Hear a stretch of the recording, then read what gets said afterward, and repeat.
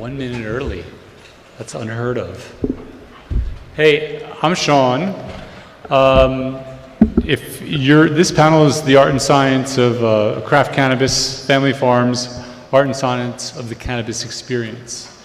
So it's a pretty intimate group. So I'll introduce the panelists and then throw some questions at them, and then we'll try to open it up to you guys. So it looks like we don't have Richard Tran on the panel. I don't see him. I'll introduce you guys. So we have Justin, right here, Justin. He's co-founder of Emerald Exchange, founder of the Mendocino Appalachians Project, serves on the board of directors of the California Growers Association, Mendocino Cannabis Industry Association. Then we got Michael Katz. He and I are both from East Brunswick, New Jersey. Whatever. That's true. I don't know if this is on, but that's true. Is that? Hello? Is it on? Is Nope. Microphone. Microphone. Yeah. East Brunswick, New Jersey. Represent. Two people. It's very rare. So Michael's also the co-founder of the Emerald Exchange. These guys are partners. President of Evokes Lab. Is that sure? Evokes Laboratories. Yeah. Okay. Serves on the board of directors, also California Growers Association, entered into the cannabis community from 15 years in the entertainment industry. And then we have Tim Blake over here, is famous in some sense, founder and producer of the Emerald Cup, world's largest outdoor cannabis competition for the last 13 years. Tim sponsored and helped produce the first gathering of law enforcement and cannabis farmers to openly discuss how they would work together. And founding member of the California Cannabis Reform Policy, also founding member of the Mendocino Cannabis Policy Council. All these guys are really paving the way and have paved the way for a lot of what is possible today. And then I'm Sean Gold. I'm a lot less credible than these guys. Was head of marketing for Lowell Herb Company, and then I was an advisor to MedMen. And now I'm launching my own brand called Pilgrim Soul. It's focused on cannabis for creativity. Pilgrim Soul comes from a William Butler Yeats poem that I used to seduce my wife like 20 years ago. Still together. It's a good poem. And then I'd tell you the poem, but everybody would fall in love with me, and that wouldn't be cool. But Yeats was like Yeats, Robert Louis Stevenson, Lewis Carroll. Like all those guys used cannabis. It was legal back then. They used tinctures. A little opium too, but I mean, when I tell people Lewis Carroll, who wrote Alice in Wonderland, used cannabis, they're shocked. Shocked. So just a little background. I pulled some numbers on the craft beer, coffee, wine, and organic food industry. So beer versus microbeer. The microbrewery, craft brewery business is 23% of the beer market now, with a $26 billion market. Coffee versus specialty coffee. Specialty coffee is 31% of the coffee market, $10 billion industry. Wine versus premium wine. Premium wine is 56% of the market, $45 billion industry. And food versus organic food. Organic food is 5.5% of the market, $49 billion industry. But the thing is, all these categories are really up and to the right. So people clearly want a craft product. The craft beer industry survives for two reasons. First, consumers are willing to pay more for the beer that is unique, locally produced, often higher quality. And second, government regulations, empower small-scale breweries to give them fair access to the marketplace. So this is some of the work that these guys are doing that is super important, because it's very difficult for, you can't pay $250,000 for a license if you're, when you're producing $100,000 worth of cannabis. So first, before setting this whole thing off, this seems like a pretty simple question, but I've learned it's not so simple. I'm going to go to Justin first. Like, what defines craft cannabis, and where are the definitions drawn? So, I'm Justin Calvino. Are we good? Yeah, good. All right. So, for me, I would go scale and hand touched. I would go to the farmer's relationship to the actual medicine itself, to the plant, to the soil, to the sun, to its environment. I would go, so how much care goes into the actual plant and the production of the medicine, and that's also in processing and manufacturing as well. You know, like, what is the manufacturer's relationship to the end result and to the consumer? So if they're disconnected, I don't think, you know, and as we scale up, I always say scale to fail, because we become more disconnected to the product in which we're producing because we're trying to chase after the almighty dollar or margin. And so we're taking craft producers who have had an art for over 50 years and forcing them to produce way above what the traditional means of production have been in the region to create what I feel is a subpar product. And so I think to get to honor craft and to be a true craft producer, it's all about the relationship all the way through. Well, what is the scale?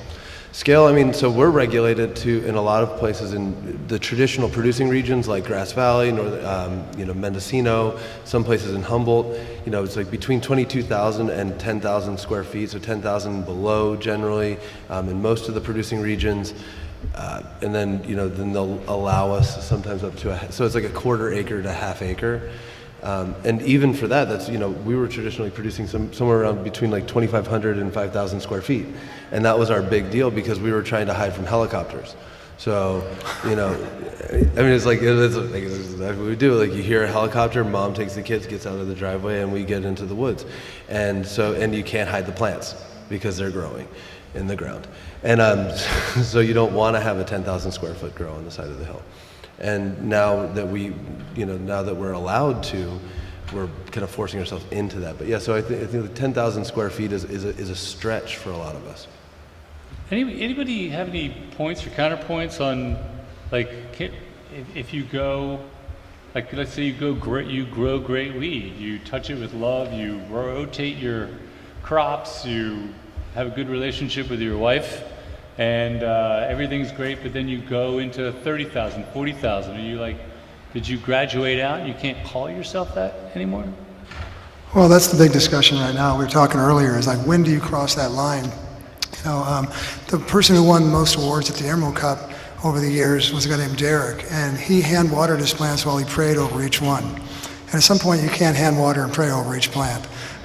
So you lose that. But I've got legacy growers, legacy farmers that are saying, well, look, I was a legacy craft farmer at 2,000, now I'm at 10,000. I want to still call myself that in an acre. And what Justin is talking about there is right, is like, when do you have too much labor that doesn't care about the plant as much? I mean, to me, it's like your mom's cooking. There's something more to it because they're giving that love to it. They're truly loving it, just like Derek was with his plants.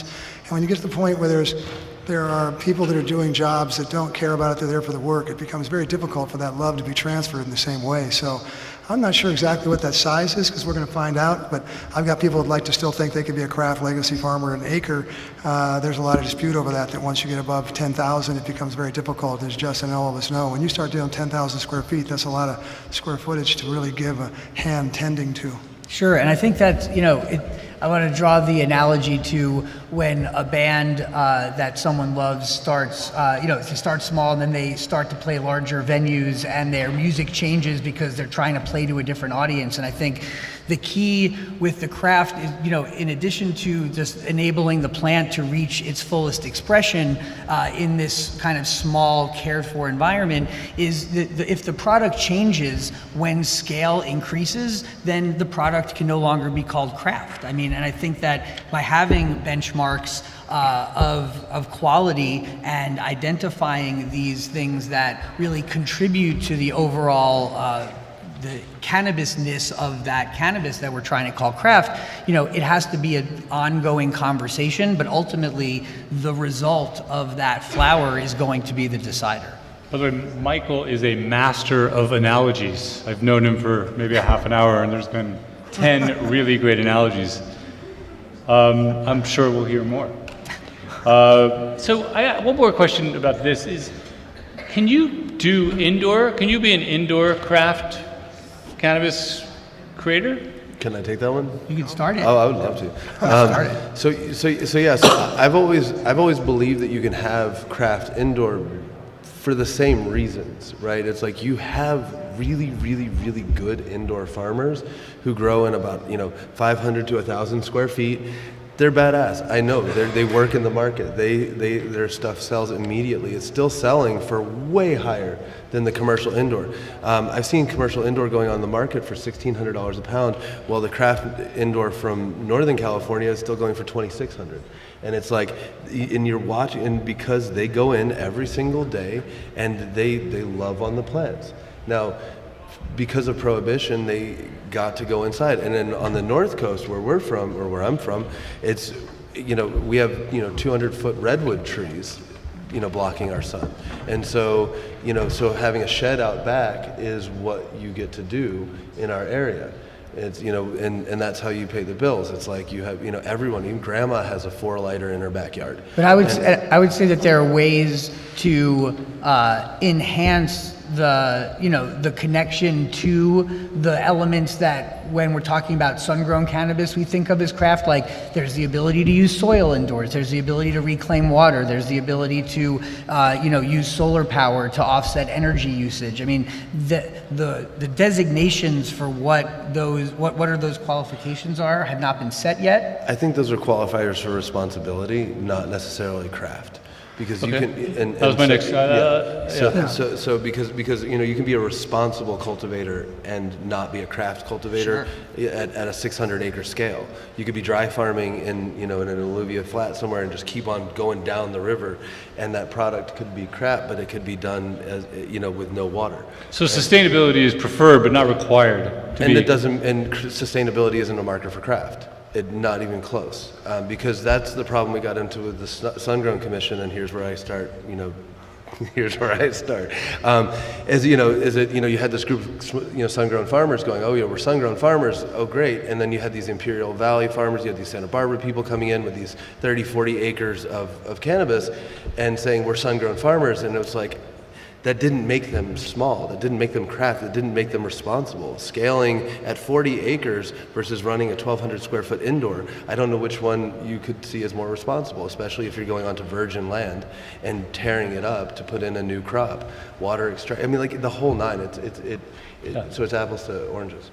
Yeah, but I've seen 10,000 square foot indoor people that work fanatically to put that love in there. I got one guy, Jason, up in Compshe that really delivers. You wouldn't believe the quality of product, because he's out there at 6 in the morning. He's going till midnight. And some of the Santa Barbara people, they're all coming from where we come from. They've been long-time farmers, and they really know what they're doing. And so people are like, oh, those guys will never catch up with us. And then you look at their OGs coming out, and it's like, wow, these guys caught up quick. But that's because they're coming from where we are.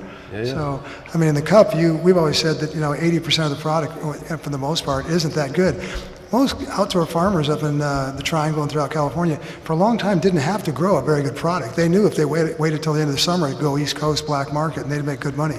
So we told people for years there really wasn't any impetus to have to grow a really good product. So you have a lot of people that call themselves craft farmers, but they weren't really growing a very good product. Hey, Tim, so follow up on that. So you do the Cannabis Cup, obviously you have some of the best. Emerald Cup. Mm-hmm. Excuse me. Totally different thing. Not as credible as the Cannabis Cup. What are the characteristics? And I think this certainly overlaps with craft cannabis. But what are the characteristics of the best farmers who are winning your competitions? Well, the characteristics, they care more than everybody else. I got to tell people, if people come up and say, I'm going to be a great farmer, I say, do you love growing tomatoes already? Do you love growing corn? Do you love growing things? Because if you come up and you don't love that, then you're not going to transfer that over. The same people win over and over at the Emerald Cup, just like this guy Derek, because they really care about what they do, and they really put the time, energy, and that love into it. And you can see it with the terpene profiles, you can see it with the quality of the flower, the trim, everything about it. The expressions and whatnot. And so there's very few people that go to that level. So when you talk about craft farmers, you still get back to the best of the best if you're talking about excellent craft farmers. And really at the Emerald Cup each year, whether it's 300 entries or 500 flower entries, there's usually about less than 10-20% that are fire. And that's just the way it is. But like everything in life, right? Isn't there 10 or 20% of the people who are going to do the best music, the best anything in life? Yeah. Did you want to follow on to that? He's brought up the 80-20 split, which is extremely important, and it doesn't mean even if you have like a 10,000 square foot grow, an 8,000 square feet of that could be your production, and 20,000 or 2,000 square feet could be an appellation grow. It could be in soil. It could have a direct sun-soil relationship. Like, you don't have to grow the same way. So you could have a craft section of your farm in which you still hand water. It's still at that scale. It gets a higher margin because it's a limited batch run. So that's when you get into small batch craft. And then and it can happen in the same place. Just because, a lot of people get confused or say, well, you're growing 10,000 square feet. And it's like, yeah, well, I'm growing 8,000 production. I'm growing, or light dep, or 7,000 light dep, and I'm growing 1,000 indoor, and then I'm growing 2,000, appellation, which is dry farmed and fully responsible, and meets all the qualifiers for an Appalachian project. So I think that you can do both. You can live in the both end there. Although you look at the light deprivation, which if you guys don't understand what that is, people with indoor, they realize that if you're flowering at 16, 17, or growing at 16, 17, 18 hours, then when you cut the hours down below 12, it forces it to flower. Well, people realize they could do that outdoors too. They could just cover their greenhouses and just force it to flower. So that became light deprivation. That's a much faster process. You're doing 3 crops a year. You're rolling it over really quick. Anybody that starts scaling up with light deprivation realizes the old-time outdoor farmers have it easy on one note. They plant their crop, they get it all staked up, they put their drips in, they go out and have a beer, they have a pretty nice summer. Okay, light deprivation people are running all summer long, and so it's by nature harder to be really craft with light deprivation because the amount of time and energy you have to put in. It's just hard to have the individual, love to each plant. So I'm concerned about validating, protecting craft farmers, the ones who are doing it right. I don't know exactly how that goes. Your competition is part of it, I think, and other things like that. But there's another parallel force happening is the Appalachian Project, where you have. Can I have some analogies for the Appalachian Project in cannabis? Well, I mean, specifically, we have a map right here of Mendocino County, and if you can see it, it's split into several different regions. So you guys may be familiar with Champagne or Bordeaux, these different regions in, say, France, where if you want to create a product called champagne that you can sell on the world stage as champagne, it has to come from this region specifically. And so the programs that are involved in creating those type of protections are appellations. And so what many people are involved in right now, including Justin, who drew this map, and many others, are in creating the standards and understandings of what will cannabis appellations in the state of California look like moving forward, so that these small farmers who are using the least amount of environmental manipulation to create their products can say on the world stage, this is the ideal expression of this plant in this place, and you can actually not get it anywhere else in the world but here. And so this is one major way that farmers will be able to distinguish their unique products when taking them to market. And I think, on the bigger question of, supporting small farmers, this program is one of those things that drives market value, but it really is a lot of the consumers talking about and asking questions that drive to the purchase of products from this community. Because a lot of people go into dispensaries, or licensed or unlicensed, and they kind of just say, well, whatever you think is good, and then that's what they wind up going home with. But consumers have the right and the responsibility to kind of engage with those people at the dispensaries and ask where the cannabis is coming from, how is it produced, who is benefiting, and those types of questions will inevitably lead someone who's a conscious consumer and who's conscious of the food choices they make to choose cannabis that is kind of the ilk that we're speaking about. Yeah, Justin spearheaded that whole project. It was really amazing. Yeah. So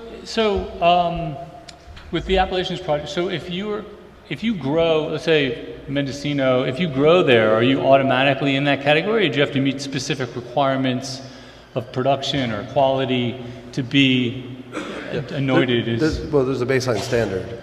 So in the baseline standards we're talking about now have to deal with direct soil influence, native soil influence. So now here are the qualifiers that are sort of tricky, because cannabis is going to be one of the first recognized annuals as an appellation. right? So which means we have to regenerate our soil every single year to make it viable for the next year's crop. We can't just cut it back like a perennial and then allow it to grow back like wine. So our soil isn't 2,000 years old in that capacity. It's a new soil every year. So we linked up with a lot of permaculturalists, myself being one of them. We, to basically write some of these standards along the lines of permaculture principles, which is a regenerative farming practice, which means that we're taking, forest woody mass or woody mass from our farms. We're creating hugelkultur. We're creating a full microbiome, which allows us to indigenize inoculants to the region specifically, so we're not going and harvesting forest loam from British Columbia and shipping it in and creating, these large-scale cocoa mass beds. That's not going to work with an appellation because it's not fully expressing itself from the region. So, also, you have moisture content and you have temperature of the soil, not just the altitude and not just the environment. You have the relationship, the lumen count of the sun. Some areas have higher marine layer, influence. So the marine layer, comes in. Sometimes it doesn't burn off till 11 o'clock. That dramatically affects the amount of lumens. So what you have is you have the coevolution of the, the region and the breeding of the seed. And so we specifically look for cultivars that are bred in that region that will, and usually from seed. And planting in seed so that the taproot goes down, finds the nutrients, finds the availability from the mineral content that was available from that region as well. So there, and I would have to say that we have full flavonoid, cannabinoid, and terpene profiles that are just. I was curing some of my 6 plant, dry farmed Appalachian grown cannabis in my loft last night, and had it in the bag, and you could smell it from halfway from the street, and that you could. And here I have a not a garbage bag, a grocery bag full of Mandelbrot's Royal Kush RK-47. I'm one of the few people who still has that strain left going, and I also have Derek's pineapple curing too. So, I got them both. So, and Derek serves me sandwiches at the Boomberry Farm almost, daily. So, we're a family. So it's cultural, right? But then it's so we have a lot of cultural aspects, but the relationship to sun, soil, and then how we indigenize those inoculants is going to be really big as a baseline standard. You can't just jump in and say, I'm an indoor grown in this region, so therefore I qualify. That's called a geographical indicator. It's a GI. It's confusing, but most of when Alex originally had rolled out his metric system, track and trace, he was like, oh, we've got this QR code, it's going to scan, it's going to have this product of origin, and then people started putting them on panels with me saying, oh, look, you guys are both Appalachians, and we're like, oh, hell no. It's like I'm a traditional, French wine guy. That's I want to argue with Tim and Frenchie on stage about my terroir. I will next Wednesday. Frenchie and I are the best arguers ever. So and I want to get passionate about the shit. It's like that. Stuff. That's. So how do you protect it? How do you do you have a logo? You have a hologram? You have how do you anoint it? Well, so we're in testing, right? So when we get in the Appalachian system, we're going to be getting into what's called a metabolomic testing regimen. So they have Prague, Mandel University in Prague is doing this for the Appalachians of France. We're going to be doing it in California. We will be the first appellation in the United States. All the wine regions that you see are currently GIs. They're all geographical indicators. They call themselves appellations, but that's not true. Okay. They don't do metabolomic research. They don't do the data capture. They don't look at the Brix counts, the sugar counts. They don't see how the relationship to mineral content and how the plant expresses itself. They just say, hey, we were grown in Napa, so therefore we are. And Richard Mendelsohn will sit right here with me and tell you the same exact thing. He'll be like, because he drew the map and he knows that's true.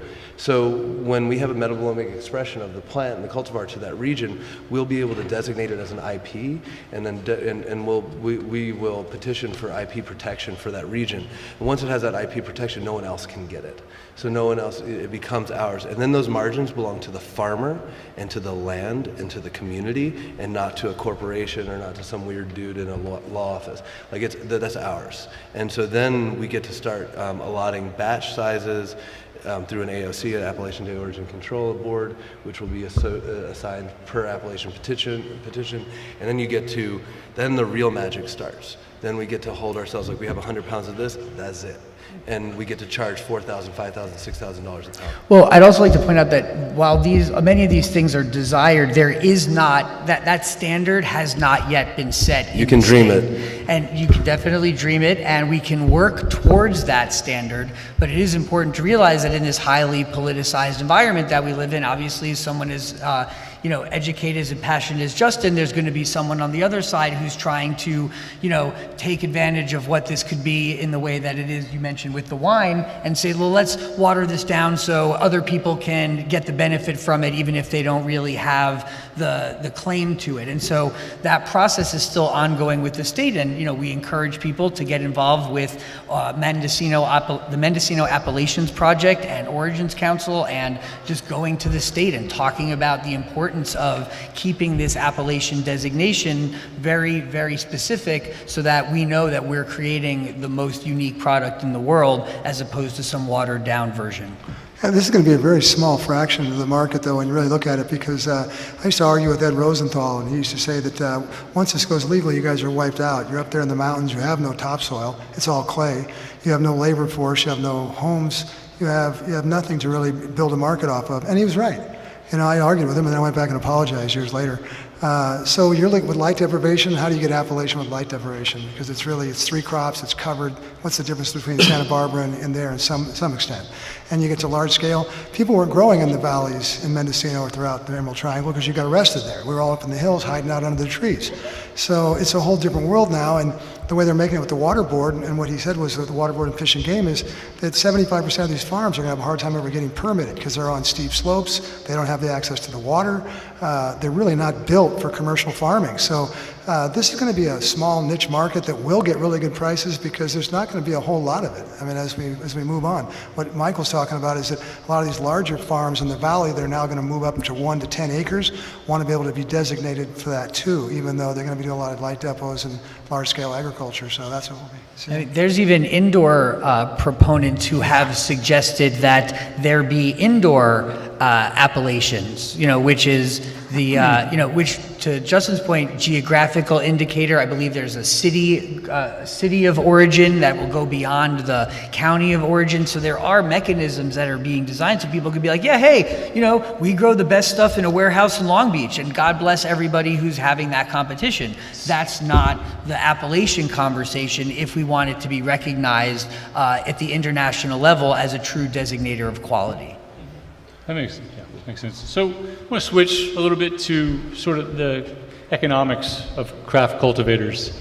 Like you guys, there's a need, you have the Emerald Exchange, which is a co-op, or I don't know how you kind of position it, but obviously there's a need for that, for marketing, for just selling. Obviously if you're a small farm, you don't have the resources. Can you talk a little bit about what that is like, cost and product, and like what they can get above, I guess, average price for the work they're doing? Like, share some insights into the economies of scale and how to build distribution networks if you are a craft farmer. Should we start with them? Sure. Yeah.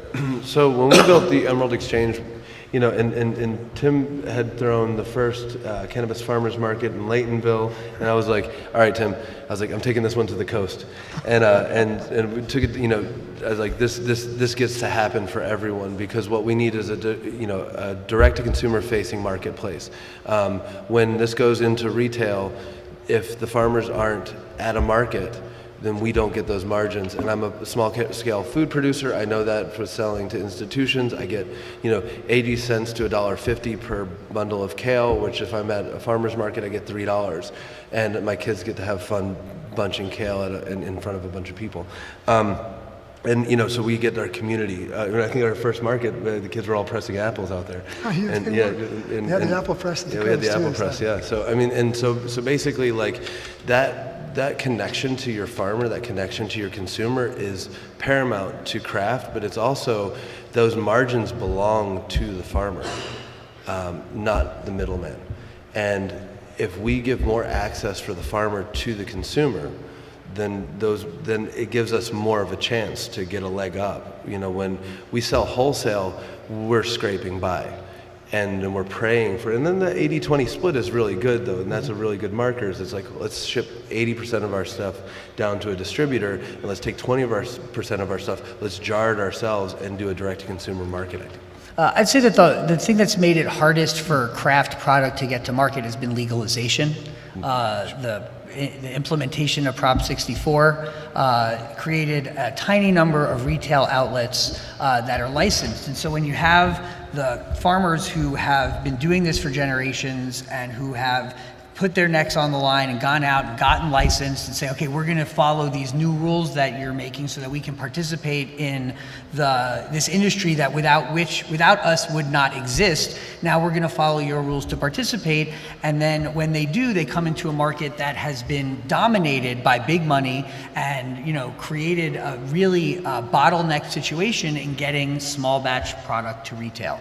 And so what we have worked to do is create a platform that enables these small producers to come together and to have more of a voice as a group than they're able to generate individually, whether that be at a retail pop-up, online, doing media things, or, you know, going to events and having them come together and try to sell product under the mechanisms that exist now. And that's been our goal, is really to create an economy of scale by bringing smaller licensed producers together. However, that doesn't always work. A lot of mechanisms are set up for, you know, if it's license based, then bringing small licensees together doesn't create any economy of scale. Like if it's license based, then someone who has a gigantic brand and only one SKU is going to pay the same thing as someone who has a 2,500 square foot farm because they both have one license. And so those things can be very complicated. So it really is navigating this very complicated bottlenecked world to try to help provide as much access as possible, educating consumers about asking for conscious craft small batch product from these small Northern California farms. You know, you have to look at the beginnings of this. Indoor took off because they took all the Thai and the Mexican and all the worldwide products off the market. So these ingenious people went and started growing under lights. You know, some outdoor, but they busted. So it was mostly outdoor. And it was really intense light, so you ended up with a really tight bud. And the whole dispensary model became indoor, while we outdoor people were hiding under the trees, like Justin said, trying to grow shade bud. You're lucky if you grow a quarter pound, and shade bud isn't very tight, it's larvae. So people got this idea, this prejudice that, oh, outdoor, it's not that good. And that's been a very hard thing to break down. You still got this thing where indoor is much better. So it's been this educational process through the Emerald Cup, through Emerald Exchange, and what we're really doing is showing people that if you really take the time to look at it, in fact, the other problem is the very finest of all our outdoor up north got bought by the middlemen and brought down here and sold as indoor for high ditch. So then on top of it, even though then they weren't seeing very much of the good outdoor because it was called indoor, and they were really only seeing the B grade outdoor, it still gave us a bad name. So we've been fighting this uphill battle to really let people stop and say, hey, let's look at really good full sun grown. So when we got to be able to grow 99 plants outdoors in the full sun with the Mendocino 9.31 project, people for the first time got to really see that, well, yeah, you know, you can compete and bring it. And that's what we're still teaching people and educating people. And as we go along with these markets in the Emerald Exchange and the Cup, and we bring the Cup down to LA, people are going to see that we can compete just fine.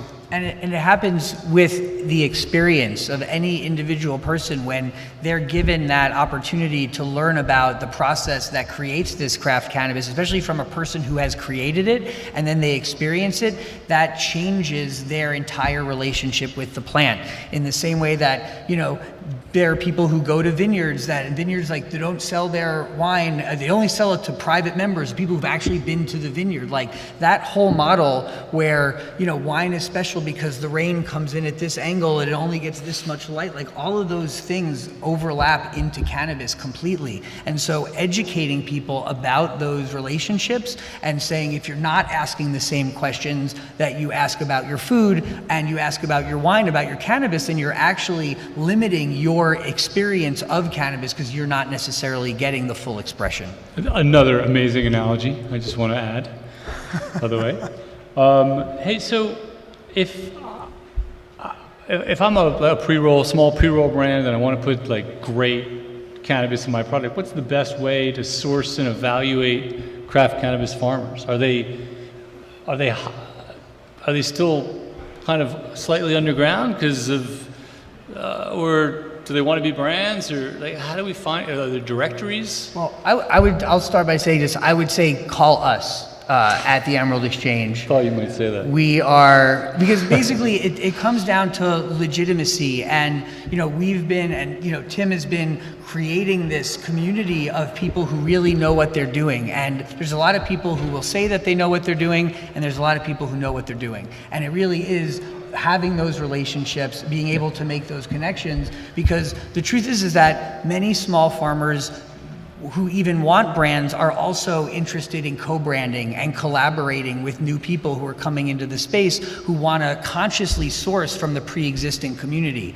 Product manufacturers have the ability to source from anybody. They can source from the gigantic 400,000 square foot grow. They can source from 100,000 square foot indoor grow. They can source from small batch farmers aggregated by groups like us. And so we suggest work with the heritage community to support that, because that's who we want to see thrive in the space.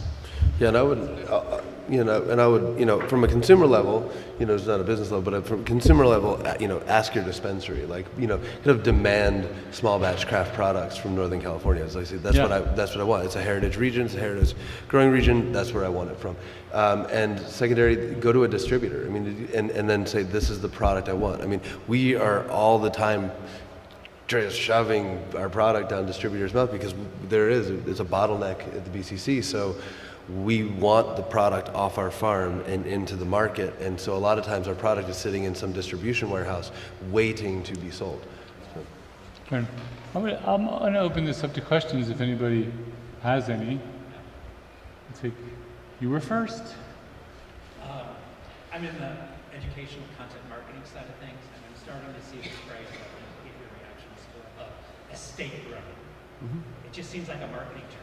Am I missing something? Repeat the question, So what he was talking about is the term estate grown, and I'm the founder of Green Goat Estates, right? So I founded that in 2014, and I decided to move the appellations and the estate model actually directly in alignment.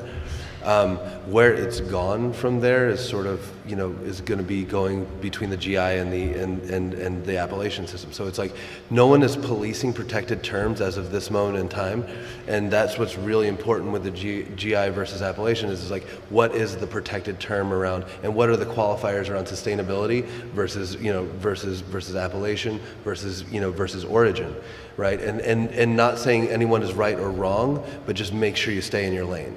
And that's what we say. So if it's estate grown, that protect the term estate grown, that means that it was grown from the estate, not on the estate.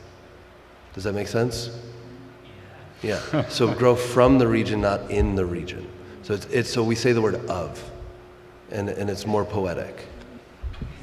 And I think the important part to identify is that there is no regulation on who can use these words yet. Yep. Anybody can say anything about anything. So 100,000 square foot indoor grow can say they have a craft brand, and that who's going to stop them? Like that, but it's educating the consumers to be, what do we identify as craft? What do you identify as what does that really mean to people? And, there are overlapping characteristics that can be seen where it's used, but there is this need to self-police because the enforcement mechanism isn't really there. Yeah, if I were you guys, I would be certainly creating a logo and signs that go in dispensaries to say, we sell Mendocino Craft Cannabis. So people know to ask for it. Multiple times. Tim and I have been doing this from his couch for almost a decade. So literally, there's no bones on this board table. It's different now. You guys are awesome. Thanks. Emerald Exchange several times, and Emerald Exchange and Emerald Club, and they're both amazing. Thanks. A couple questions. One, Michael, you mentioned go in the dispensaries. Ask your dispensaries for this certain thing, and ask them about the different features of it. In my experience, depending on the dispensary and the bud tender, it's such a wide range. You could just get someone who's like, well, I don't know, I like it. to someone who's like, well, oh, actually the terpene profile on this one, you know, and so I'm not even sure that that we can rely on that kind of education in the bud tender community. I almost think it has to come to picking and choosing which dispensaries are going to maintain that level of knowledge among their staff. And then, it's just like you could go to a bar that serves Budweiser and you can go to a bar that serves craft beer. Yes. And usually they're not the same bar. Right, and I think that's a great point. I mean, and it does take, you know, the conscious consumer wants to do research. Let's reframe the question for I'm gonna other reframe people. the question. So is there, among the growers, is there a kind of idea for operating more vertically and creating your own chain of dispensaries that then become like the All right, upscale let's get to the answer. Is there? You can repeat the question. Well, the idea of creating dispensaries or mechanisms for the farming community to sell their own products or get direct access to consumers. And we actually developed a platform just like that called the Emerald Outpost, which is set up at a dispensary in Malibu called 99 High Tide. And that's a place where people can actually go in and be educated about all the small batch cultivators that we represent. And, you know, you can get more than just this, oh, who's been giving the most free stuff to the bud tenders kind of information. And I think consumers researching where that's happening is really important because it isn't everywhere. But yeah, 99 High Tide, Malibu, check it out. You know, when our supervisor, Ted Williams from Mendocino County, did his own survey, came down to LA and went to about 50 clubs, and he said only about 2 were aware of outdoor medicinal cannabis. He said he could not believe the lack of knowledge or any integration of our medicine to LA. It's still that uphill battle that we have to go to. And as far as the craft, you know, you still have to really grow fire. The bottom line is if you don't have something that's fire, then you're going to be a contract farmer. And with all the edibles taking over and the tinctures and the cartridges, I mean, there's just going to be a massive amount of people, just like wine, are contract farmers at a bulk price because they don't grow a good enough flower to be a brand. And then the ones that want to be a brand have a really hard time because most of these people, they went to be back to landers in the hills. They're not social media beasts. They don't want to be out there. They're more, you know, introverted. They don't have the brand technologies and stuff. So it's really a number of challenges there. And also you have to put into, you know, some of these companies have larger marketing budget, way larger marketing budgets. I mean, they're like, this is a Titanic compared to a dinghy. And, you know, and what ends up happening is they go into the dispensaries and we go into the dispensaries too. We're like, hey, love us. And they're like, oh, that's amazing. That's great. You guys are great. Great story. And then some guy from, you know, another store comes in and, you know, brand with joints for all, vapes for all, everybody, here you go. It's like the you know, the Prozac at the doctor's office and the guy's giving out free samples. You know, it's like, for us, it's like these huge companies come in and just inundate the staff with free product samples, and so they remember or don't remember much. And, you know, You know, Select spent $40 million to $50 million. Their way to go at it was just to buy their ways onto the shelf, and then they sold for several $100 million. So that's the way it is now. Nikki and Swami, who have a small craft brand, Swami Select, they were going into a large dispensary, which I won't name, and to get on the back wall poster, it was $36,000 a year cash up front to get on there.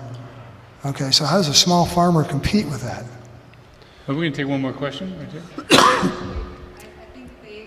Okay, right there we have an aggressive asker. Dave and Lorley, they told me about you. Hi.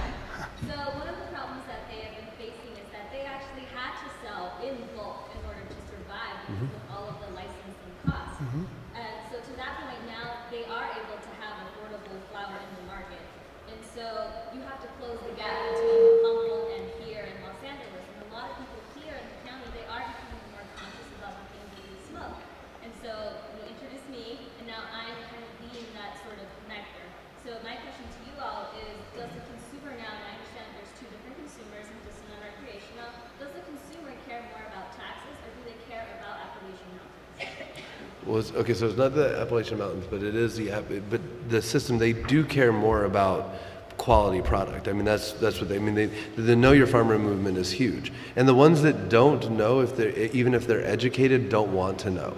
They are more focused on pricing. So I can go into some of the larger dispensaries or the larger distributors here in Los Angeles, and if it doesn't hit a price marker, they don't care. It doesn't matter if Gandhi grew it. Like, they're like, I don't care. It's $6 an eighth. That's my bottom line. And we're like, oh, none of us. And David, we brought that up to David. I was like, hey, an $8 eighth would really work well down here. And he was like, exactly. A $12 one is twice the cost of the largest delivery service in Los Angeles baseline for what product they'll take on, because they've revolutionized the $15 eighth out into the market. So they're saying, like, there is no, and I said, well, differentiate on the market. On the menu, say, like, offer a higher end product lower. And they said, it's not in the question. Maybe someday. There's a lady here, I can't remember her name, but she's opening up Green Goddess. And we were talking out there, and she's going to only do solventless. She's only going to do, clean organic medicine. And that's what we need, is more people like that. It's that small health food store rather than Whole Foods or Safeway. Hey, we got to wrap. We're out of time, but I want to thank these guys not only for the panel today, but like decades previous to this, for when I'm like sitting at the Lowell Cafe smoking a joint, like it's possible because of a lot of work you guys did. Really appreciate it. Thank you.